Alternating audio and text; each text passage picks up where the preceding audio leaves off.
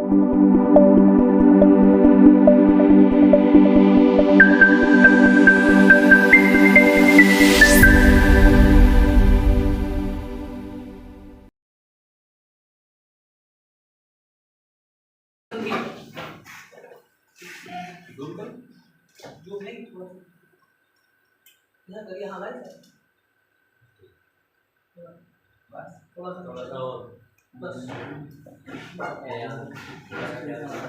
है, देखो तो ये है आपकी पनामा जल संधि। ठीक, ध्यान से समझना, ये वाली जो जल संधि है इसके माध्यम से यहाँ हमें दिख रहा है कि ये है दक्षिण अमेरिका और ये हमारा उत्तरी अमेरिका। दक्षिण अमेरिका और उत्तरी अमेरिका के बीच में ये वाला पॉइंट है जो इन दोनों को जोड़ता हुआ दिख रहा है। क्लियर है? तो इस जल संधि को, जैसे समुद्र के अंदर दो स्थान होते हैं, ठीक है, दो समुद्री स्थान को अलग करने वाला या जोड़ने वाला जो माध्यम होता है उसको हम क्या कहते हैं? जल संधि। उसको क्या कहते हैं? जल संधि। ठीक है, तो ये जल संधि है जो आपकी उत्तरी अमेरिका और दक्षिण अमेरिका को जोड़ती है। इसका नाम क्या है? पनामा जल संधि। क्या नाम है इसका? पनामा जल संधि। ठीक है, इसका नाम क्या है? पनामा जल संधि। इसके बाद ध्यान देंगे, जैसे ही दक्षिण अमेरिका की तरफ इधर एंट्री करेंगे, ठीक है, अब दक्षिण अमेरिका का जो है हम अभी मैप देखेंगे और सारे देशों को देखेंगे। ठीक है, दक्षिण अमेरिका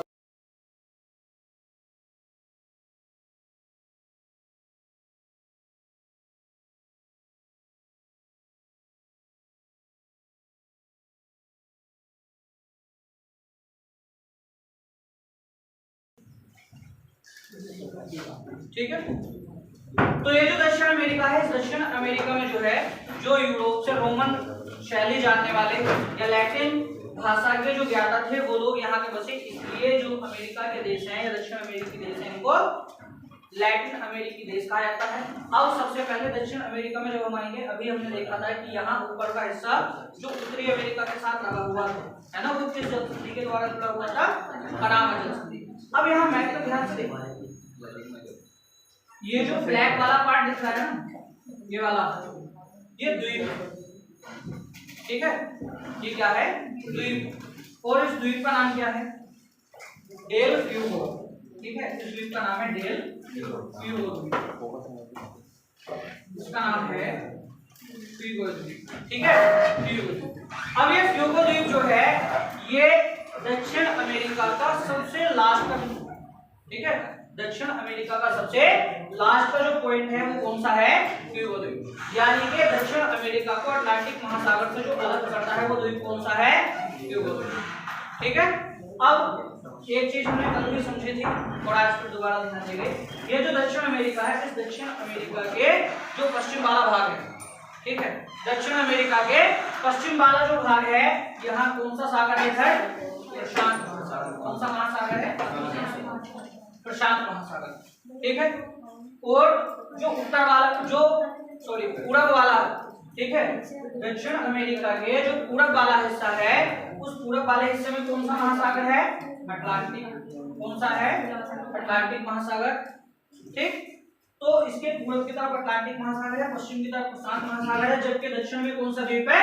फ्यूगो द्वीप। फ्यूगो द्वीप के बाद नीचे की तरफ फिर आपका महासागर शुरू हो जाता है, और यहाँ ऊपर की तरफ जो है, अब इसके उत्तर में आएंगे, ठीक है, चारों दिशाओं में, चारों डायरेक्शन में इसकी जो है क्या क्या चीजें हैं उनका भी बिल्कुल जरूर पता होना चाहिए। ठीक है, दक्षिण में आपका फ्यूगो द्वीप, पश्चिम में आपका प्रशांत महासागर, और पूरब में आपका अटलांटिक महासागर, जबकि उत्तर की तरफ देखेंगे तो यहाँ है आपका कैरेबियन सागर। यहाँ क्या है? कैरेबियन सागर। ठीक है, तो दक्षिण अमेरिका के उत्तर की तरफ क्या है? कैरेबियन सागर, पश्चिम की तरफ प्रशांत महासागर, पूर्व में अटलांटिक महासागर, और सबसे दक्षिणी बिंदु जो है वो आपका द्वीपों से बना हुआ है, फ्यूगो द्वीप। ठीक, अब ये तो द्वीप है। द्वीप किसको कहते हैं? जो चारों ओर से जल से घिरा हुआ, यानी कि ये दक्षिण अमेरिका का वो वाला हिस्सा है जो पूरे तरीके से समुद्र के अंदर छिपा हुआ है, यानी कि समुद्र में, है ना। जैसे भारत है हमारा, ध्यान से समझिए, जैसे भारत है और भारत में यहाँ आपका ये श्रीलंका हो गया, ठीक है, भारत से महाद्वीप में, भारतीय उपमहाद्वीप में, यहाँ जो है भारत का द्वीप लक्षद्वीप, है ना। इधर है आपका अंडमान निकोबार द्वीप समूह, हालांकि भारत का जो स्थलीय अंतिम बिंदु है वो कन्याकुमारी है, कन्याकुमारी का भी केप कैमोलिन, लेकिन ये जो द्वीप समुद्र में है कन्याकुमारी से आगे की तरफ समुद्र में जाने के बाद ये भी तो भारत के ही है ना, तो ये भारत में गिने जाते हैं, ठीक है, क्योंकि भारत की समुद्री सीमा के अंदर आ रहे हैं। बिल्कुल सेम ऐसा ही है, ये जो है यहाँ दक्षिण अमेरिका का स्थलीय बिंदु ये, ठीक है, और इस स्थलीय बिंदु को ये वाला जो हिस्सा है ये है आपका ये समुद्री द्वीप, ठीक है। द्वीप किसको कहते हैं, जो चारों ओर से जल से घिरा हुआ।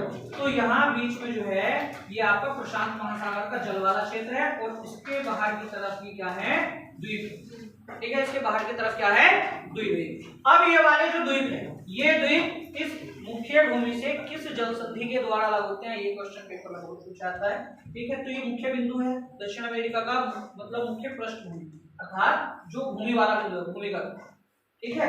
जैसे भारत का भूमिगत बिंदु अंतिम जो है वो क्या है, कन्याकुमारी, कन्याकुमारी का भी केप कैमोलिन है ना, जबकि इंदिरा पॉइंट जो है ठीक है।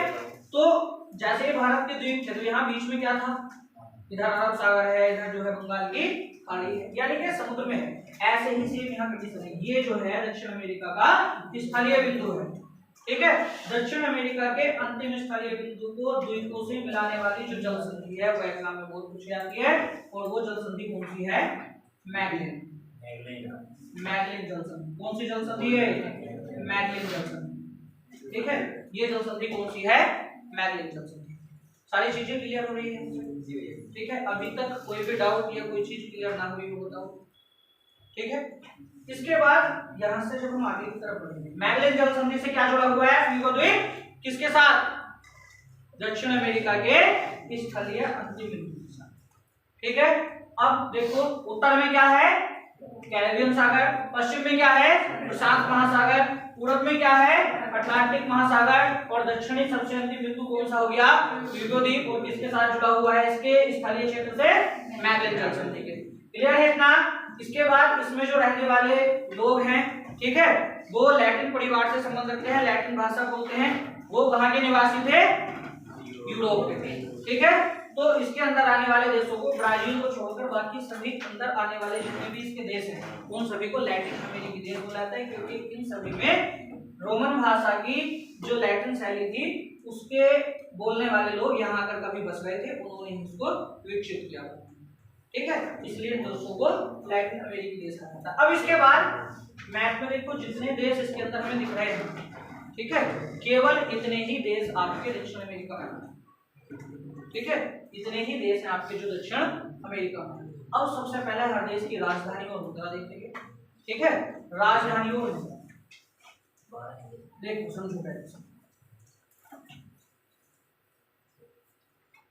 ठीक है। देखो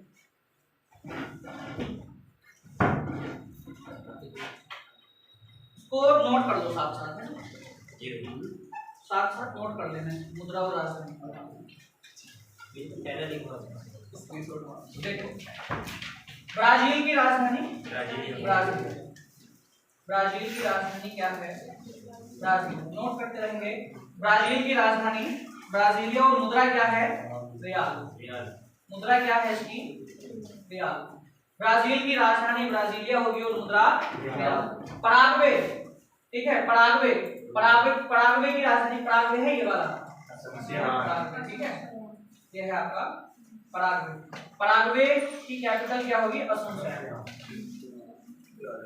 असुंसियान, ठीक है, पराग्वे की कैपिटल असुंसियान, और इसकी मुद्रा क्या है पराग्वे की, गुआरानी, ठीक है, इसकी मुद्रा क्या है, गुआरानी, इसकी मुद्रा होगी गुआरानी, ठीक है। इसके बाद ये जो है आपका अर्जेंटीना है ना, ये जो सीमा है ये है आपकी अर्जेंटीना, ठीक है, ये जो सीमा है ये है अर्जेंटीना, और ये जो है ये है आपका अर्जेंटीना के दक्षिण पूर्व में, ठीक है। अर्जेंटीना के दक्षिण पूर्व में क्या है आपका उरुग्वे, और उरुग्वे की राजधानी मोंटेवीडियो, उरुग्वे की राजधानी क्या है, मोंटेवीडियो,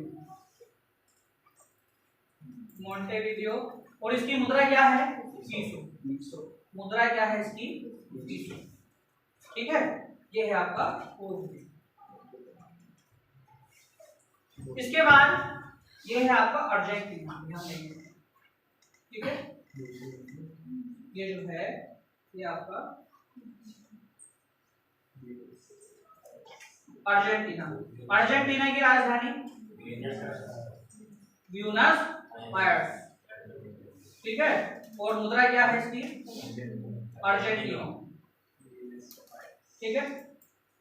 तो अर्जेंटीना की राजधानी ब्यूनस आयर्स, ये पेपर में सबसे ज्यादा पूछी जाने वाली ये कैपिटल है ब्यूनस आयर्स, ठीक है।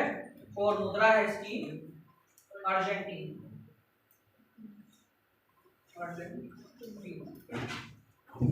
ठीक है। मुद्रा है इसकी अर्जेंटीना। तो यहाँ मैप में बिल्कुल स्पष्ट लोकेशन से पता चल जाएगा कि कौन सा देश कहाँ है, ठीक है। अभी इसका फायदा जो मिलेगा ना, जब हम इनके पर्वत, विश्व के पर्वत पढ़ेंगे, विश्व की झीलें पढ़ेंगे अभी, ठीक है, थोड़ी देर के बाद, तब उस समय हमें इसका बहुत बड़ा फायदा है, ठीक है। इसके बाद ये जो है हमारा चिली, ठीक है, ये क्या है आपका चिली,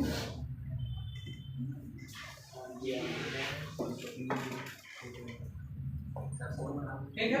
चिली की कैपिटल सैंटियागो, ठीक है। चिली की कैपिटल सैंटियागो। और मुद्रा क्या है, पीसो। चिली की मुद्रा भी क्या है, चिली पीसो, ठीक है।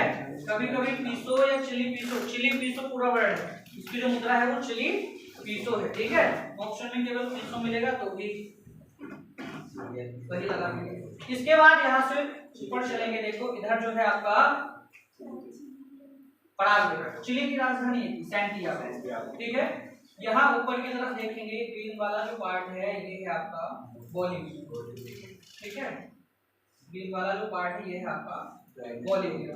बोलिविया की कैपिटल लापाज। ये फेमस किस लिए है, ये विश्व में सबसे अधिक ऊंचाई पर स्थित राजधानी है, ठीक है। बोलिविया की कैपिटल लापाज, बोलिविया की कैपिटल लापाज। लिखेंगे विश्व की सबसे अधिक ऊंचाई पर स्थित राजधानी, विश्व की सबसे अधिक ऊंचाई पर स्थित राजधानी कौन सी है, लापाज। विश्व की सबसे अधिक ऊंचाई पर स्थित राजधानी लापाज,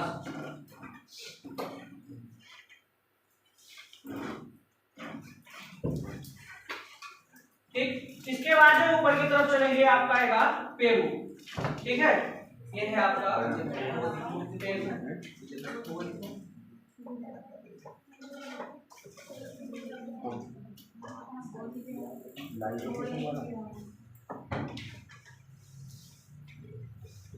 ठीक है पेरू। मुद्रा बोलिविया की मुद्रा है बोलिवियानो, बोलिवियानो, बोलिवियानो की मुद्रा थी बोलिवियानो, ठीक है। पेरू, पेरू की राजधानी, पेरू की कैपिटल क्या है, लीमा, पेरू की कैपिटल लीमा। और मुद्रा न्यू सॉल, ठीक है। पेरू की जो कैपिटल है वो है लीमा और मुद्रा है इसकी न्यू सॉल, न्यू सॉल, ठीक है, न्यू सॉल। पेरू की जो मुद्रा है वो है न्यू सॉल। इसके बाद ये वाला जो पूरे का पूरा ग्रे वाला पार्ट है, ठीक है, ब्राउन ग्रे वाला, ये है आपका ब्राजील। और ब्राजील जो है वो जनसंख्या के आधार पर भी और क्षेत्रफल के आधार पर भी विश्व का सबसे बड़ा पांचवा देश, कौन नंबर का, 5वें नंबर का। यूपी पुलिस में ये क्वेश्चन आपका 2 बार पूछा हुआ है, ठीक है। रेलवे में भी ये क्वेश्चन आया हुआ है, लास्ट टाइम एनटीपीसी में पूछा गया था, ठीक है। ग्रुप डी वाले पेपर में भी रेलवे में आया था। ब्राजील के विषय में बहुत ज्यादा पूछा है, ठीक है, इसमें ध्यान रखिए। तो ब्राजील की राजधानी ब्राजीलिया और मुद्रा रियाल, ठीक है।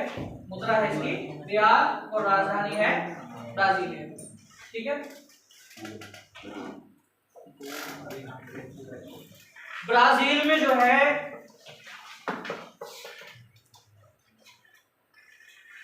कहवा, ठीक है, कहवा की सबसे अधिक खेती जो होती है वो कहाँ होती है, ब्राजील में। कहवा क्या है, कॉफी की एक किस्म, ठीक है। ये क्या है, कॉफी की एक किस्म, ठीक। तो कहवा के जो बाग होते हैं यहाँ, ठीक है, ब्राजील में कहवा के बागों को क्या कहा जाता है? फजेंडा। ध्यान रखेंगे, क्वेश्चन बहुत पूछा जाता है पेपर में, ठीक है, फजेंडा। ब्राजील में कहवा के बागों को किस नाम से जाना जाता है? फजेंडा। जबकि फजेंडा जो है वो एक स्थान का नाम भी है ब्राजील, ठीक है, ब्राजील में फजेंडा एक स्थान का नाम भी है। और जो स्थान है वो प्लेस ऑफ फजेंडा वो इसलिए फेमस है, वो फेमस है कि वहां रबड़ के बाग है, ठीक है, वहां जो है रबड़ के बाग है, वो रबड़ के बागों के लिए रबड़ की खेती वहां जो है विश्व प्रसिद्ध है, ठीक है। तो विश्व प्रसिद्ध रबड़ की जो खेती है वो आपके फजेंडा नामक स्थान पर है, ठीक है। तो अगर स्थान पूछेगा तो फजेंडा स्थान पर सबसे ज्यादा जिसकी फसल होती है रबड़ की, ठीक है। यहाँ जो मिट्टी है वो लैटराइट किस्म की है क्योंकि ये चारों तरफ से समुद्र से घिरा हुआ स्थान है, ठीक है, संकरा है बहुत। तो यहाँ जो है बीच वाले कुछ भाग हैं, ठीक है, यहाँ ब्राजील के पास वाला जो भाग है बोलीविया वाला क्षेत्र, यहाँ तो उपजाऊ मिट्टी है, बाकी अधिकांश क्षेत्र में जो है इसके लैटराइट मिट्टी है। लैटराइट मिट्टी में जो है रबड़ जैसे पौधे या चाय वगैरह, ठीक है, केवल ये उगाती है। भारत का जो कर्नाटक वाला क्षेत्र है, ठीक है, लैटराइट मिट्टी का, इसी कारण से वहाँ केवल मैक्सिमम जो है ज्यादा जमीन पर वहाँ भी क्या होती है? चाय की या कॉफी की खेती होती है, क्योंकि लैटराइट मिट्टी में या तो मोटे अनाज, ठीक है, या फिर चाय कॉफी की बागानी खेती होती है, ठीक है, इसलिए यहाँ जो है सबसे ज्यादा रबड़ या कॉफी, ठीक।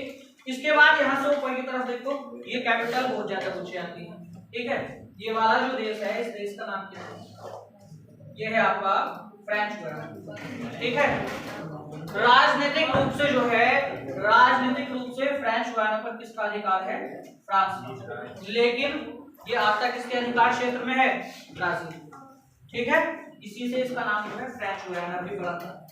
एक समय था जब फ्रांस ने इस पर अधिकार कर रखा था, फ्रांस की बस्तियां यहाँ थी, ठीक है। अब जैसे भारत आजाद हुआ इसी तरह से इसके जो क्षेत्र आजाद हुए, आजाद होने के बाद फ्रांसीसी यहाँ से चले गए और ये किसके कब्जे में हो गया? अपनी है दक्षिण अमेरिका, ठीक है। इसीलिए इसके नाम के साथ जो फ्रांसीसी बस्तियां थी पहले, इसलिए इस जगह का नाम जो रखा गया था वो फ्रेंच गुयाना, फ्रांसीसी नहीं रखा, ठीक है। फ्रेंच गुयाना की राजधानी, फ्रेंच गुयाना की कैपिटल केयन्स और मुद्रा फ्रैंक। फ्रेंच गुयाना की कैपिटल है केयन्स, इसकी कैपिटल क्या है? केयन्स, और मुद्रा क्या है? फ्रैंक। मुद्रा है इसकी फ्रैंक, मुद्रा फ्रैंक। नेक्स्ट इसके बाद जो ये वाला देश है ये है आपका सूरीनाम, ठीक है, सूरीनाम। सूरीनाम की कैपिटल पैरामिडागो बड़ी फेमस है और मुद्रा डॉलर, ठीक है, सूरीनाम। इसकी जो कैपिटल है वो है पैरामिडागो, पैरामिडागो, ठीक है, इसकी कैपिटल पैरामिडागो और मुद्रा डॉलर, मुद्रा है इसकी डॉलर, ठीक है, इसकी मुद्रा है डॉलर। इसके बाद नेक्स्ट जो है ये है आपका गुयाना, ये है डच गुयाना, ठीक है, ये डच गुयाना, यहाँ डचों की बस्तियां थी, ठीक है। बाद में स्वतंत्र होने के बाद इसको डच गुयाना क्षेत्र बना दिया गया और वर्तमान में इसके नाम के साथ डच गुयाना सब में से डच हटा दिया गया, केवल इसको गुयाना के नाम से जाना जाता है। और ये वाला जो गुयाना है इसकी राजधानी क्या है? इस गुयाना की राजधानी है जॉर्ज टाउन और मुद्रा इसकी भी क्या है? डॉलर, ठीक है। इस गुयाना की जो राजधानी है वो क्या है? George town, George town, George town, और इसकी भी मुद्रा क्या है? डॉलर, ठीक है। फिर इसके बाद है आपका वेनेजुएला, ठीक है, ये है आपका वेनेजुएला, ठीक है, वेनेजुएला। वेनेजुएला की कैपिटल है कराकास, वेनेजुएला की कैपिटल कराकास, वेनेजुएला की कैपिटल है कराकास और इसकी मुद्रा है बोलीवर। क्या है इसकी मुद्रा? बोलीवर, बोलीवर, ठीक है। वेनेजुएला की मुद्रा बोलीवर और कैपिटल कराकास, ठीक है। नेक्स्ट आपका आता है कोलंबिया, कोलंबिया। अभी डिस्ट्रिक्ट ऑफ कोलंबिया भी वर्ड आएगा, उसका भी मतलब समझेंगे। वर्ड देखते हैं ना, वाशिंगटन डीसी होता है लिखा हुआ है ना, तो वाशिंगटन डीसी यानी कि वाशिंगटन डीसी का मतलब है डिस्ट्रिक्ट ऑफ कोलंबिया, ठीक है, वो भी उत्तरी अमेरिका में पड़ेगा, वो भी देखेंगे। कोलंबिया की राजधानी बोगोटा, कोलंबिया की राजधानी बोगोटा, और मुद्रा पीसो, इसकी मुद्रा क्या है, पीसो। कोलंबिया की राजधानी है बोगोटा और मुद्रा है पीसो।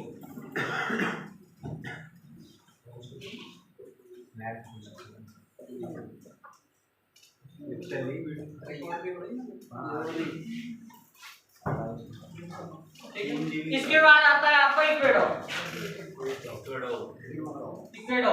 इक्वेडोर की कैपिटल बहुत ज्यादा पूछी जाती है। इक्वेडोर कैपिटल क्या है, क्यूटो, ठीक है, इसकी कैपिटल क्या है, क्यूटो, और मुद्रा क्या है इसकी, तो इसकी मुद्रा क्या है, डॉलर, ठीक है, मुद्रा क्या है इसकी, डॉलर, ठीक है, डॉलर।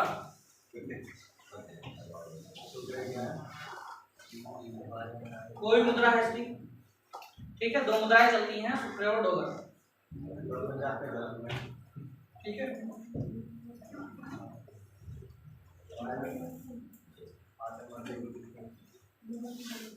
ठीक, इतनी चीज क्लियर है, राजधानी मुद्राएं दोनों चीजें हो गई, यहाँ तक क्लियर है ना सारी चीज। इसके बाद अब देखेंगे इसका भौतिक स्वरूप, ठीक है, इसका भौतिक स्वरूप देखते हैं।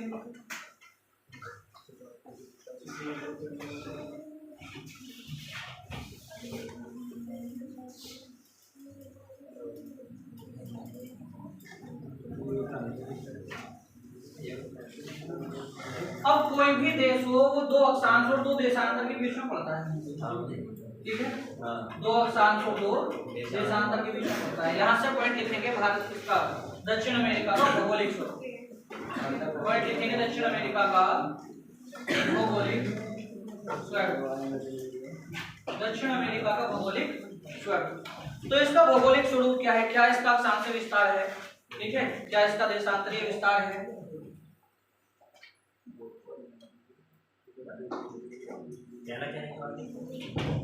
भौगोलिक स्वरूप है।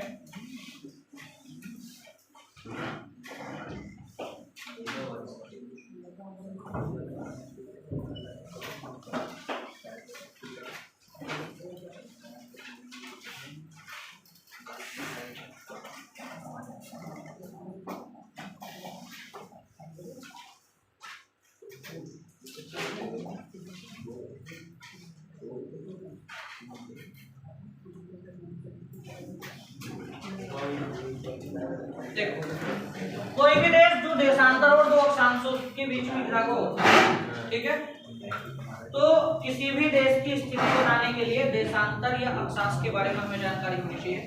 एक बार जरा थोड़ा सा पहले हम पृथ्वी पर देखते हैं, ठीक है, ध्यान दो। मान लिया कि पृथ्वी है, पृथ्वी के बिल्कुल बीचों बीच से जो रेखा गुजरती है, ठीक है, अब ये रेखा केवल काल्पनिक है, ठीक है, ये रेखाएं जो है क्या है, काल्पनिक रेखाएं हैं। तो धरती के बिल्कुल बीचों बीच की जो काल्पनिक रेखा है वो है 0 डिग्री, ठीक है, 0 डिग्री। इस 0 डिग्री का नाम क्या है, विषुवत रेखा। इस 0 डिग्री का नाम क्या है, विषुवत रेखा या भूमध्य रेखा। इसी का दूसरा नाम क्या है, भूमध्य रेखा, विषुवत रेखा या भूमध्य रेखा, ठीक है। हालांकि भारत जो है इस भूमध्य रेखा से 876 किलोमीटर ऊपर की तरफ आता है, ठीक है, 876 किलोमीटर ऊपर की तरफ, ठीक। तो कुछ प्रमुख रेखाएं हैं जिनका विशेष ध्यान रखना है। 0 डिग्री से जब ऊपर की तरफ चलेंगे तो 0 डिग्री से ऊपर की तरफ एक रेखा पड़ेगी 23.5 डिग्री, ठीक है। ऐसे ही 0 डिग्री से जब नीचे की तरफ चलेंगे तो नीचे की तरफ भी एक 23.5 डिग्री पड़ेगी, ठीक। जो 0 डिग्री है वो धरती के बिल्कुल बीचों बीच है। इससे ऊपर का धरती का जो हिस्सा है उसको कहते हैं क्या, उत्तरी गोलार्ध। इससे ऊपर वाले हिस्से को क्या कहते हैं, उत्तरी गोलार्ध, और जो नीचे वाला हिस्सा है इसको क्या कहते हैं, दक्षिणी गोलार्ध, इसको कहते हैं दक्षिणी गोलार्ध, ठीक है। दक्षिणी गोलार्ध में भी सारी रेखाएं पड़ेंगी जो उत्तरी गोलार्ध में पड़ेंगी, यानी कि उत्तरी गोलार्ध दक्षिणी गोलार्ध दोनों में जो देशांतर रेखाएं या अक्षांश रेखाएं हैं वो कॉमन है, ठीक है। 23.5 डिग्री उत्तरी गोलार्ध में जो रेखा है उसका नाम क्या है, कर्क रेखा, इसका नाम क्या है? कर्क रेखा। 23.5 डिग्री दक्षिण में जो है इसका नाम क्या है? मकर रेखा। ये क्या है आपकी? मकर रेखा। ठीक है, ये है आपकी मकर रेखा। ठीक, इसके बाद जैसे ही और ध्रुवों की तरफ चलेंगे, अब धरती के जो ध्रुव है, ठीक है, अंतिम किनारे दक्षिण में जब ध्रुव की तरफ चलेंगे तो यहाँ है आपका ये वाली जो अक्षांश रेखा होगी सबसे अंतिम, ये होगी आपकी 90 डिग्री। तो ये हो गई 90 डिग्री दक्षिणी गोलार्ध में, और ऐसे ही 90 डिग्री सबसे लास्ट में होगी आपकी उत्तरी गोलार्ध। ठीक है, अब 23.5 डिग्री और 90 डिग्री के बीच में एक और रेखा पड़ती है 66.5 डिग्री। ठीक है, ये क्या है? 66.5 डिग्री। 66.5 डिग्री।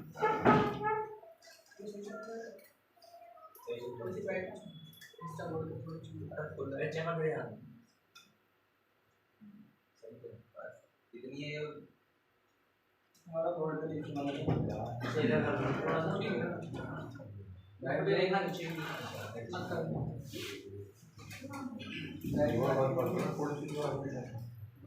ठीक है, ध्यान दो। अब देखो ये धरती है, धरती का पृष्ठ है, यहाँ इसके सामने सूरज है, ये छोटा सा बनाया हमने, सूरज धरती से बड़ा है, समझने के लिए इसको छोटा बनाया है। ठीक,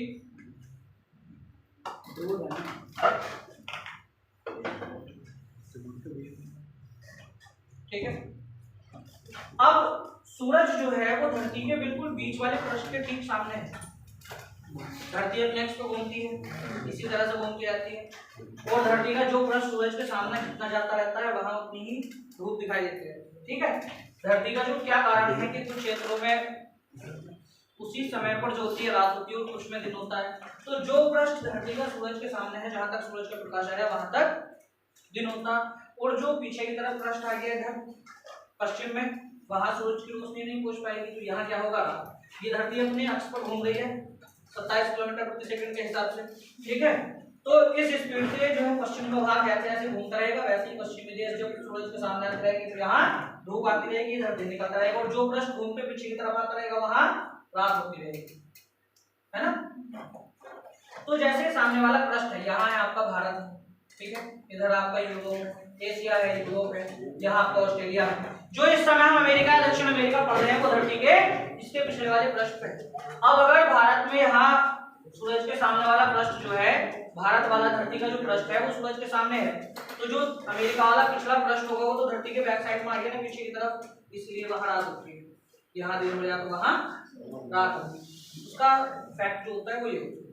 ठीक है, अब यहाँ जो है चूंकि सूरज के सामने धरती है, धरती अपने पृष्ठ पर घूम रही है, धरती के बिल्कुल बीचों बीच की रेखा जो है देशांतर रेखा, ये हमेशा ही धरती के, ये हमेशा ही चाहे कोई भी मौसम हो, ठीक है, 12 के 12 महीने सूरज के जस्ट सामने पड़ती है, इसलिए सूरज की किरणें विषुवत रेखा और भूमध्य रेखा पर हमेशा सीधी पड़ती है।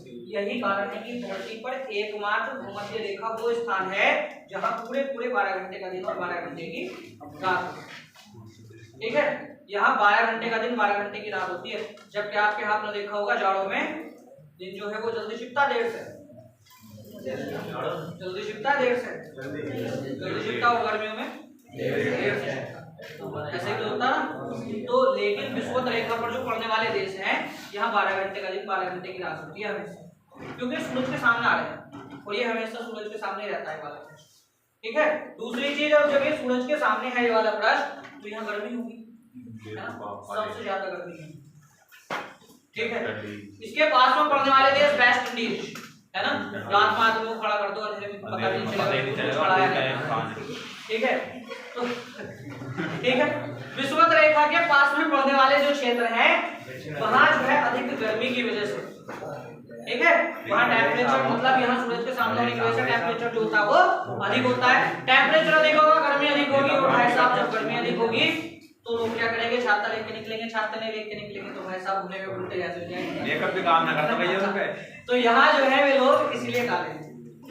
ठीक है, यहाँ विषुवत रेखा के आसपास पड़ने वाले जितने भी क्षेत्र हैं, चाहे वो अफ्रीका हो, ठीक है, या फिर आपका दक्षिण अमेरिका, अब दक्षिण अमेरिका के बीच से गुजरती है आपकी विषुवत रेखा, तो दक्षिण अमेरिका यहाँ जो बीच वाला ये क्षेत्र है इस का, ठीक है, यहाँ से गुजरती है, तो इसका मतलब यहाँ भी जो है टेम्परेचर बहुत अधिक, अर्थात ये वाला जो क्षेत्र हुआ।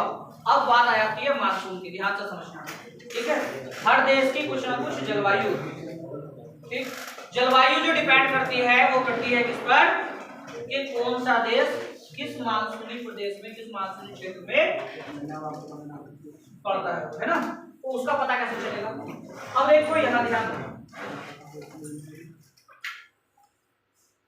ये जो 0 डिग्री है, 0 डिग्री से 23.5 डिग्री के बीच का जितना भी ये वाला क्षेत्र है, 0 डिग्री से 23.5 डिग्री का जितना भी क्षेत्र है, यहाँ सूरज की किरणें लगभग सीधी पड़ती है। 0 डिग्री पर तो बिल्कुल सीधी है, 23.5 डिग्री जहां तक है यहाँ भी सूरज की किरणें सीधी पड़ती है, इसलिए यहाँ टेम्परेचर अधिक होता है, यहाँ क्या होती है, गर्मी होती है। तो धरती का वो पूरे का पूरा क्षेत्र जो 23.5 डिग्री उत्तर से 23.5 डिग्री दक्षिण के बीच पड़ता है, वहां हमेशा टेम्परेचर हाई रहेगा, वो सूरज के सामने वाला क्षेत्र है। तो यहाँ की जो जलवायु है, जलवायु जो डिपेंड करती है वो तापमान पर करती है ना। अब ये तापमान पर अगर डिपेंड करेगी तो ये वाला जो क्षेत्र है आपका, यहाँ गर्मी अधिक रहेगी, इसलिए इस क्षेत्र की जो जलवायु है वो कैसी है, उष्ण कटिबंधीय। कैसी जलवायु है, उष्ण कटिबंधीय।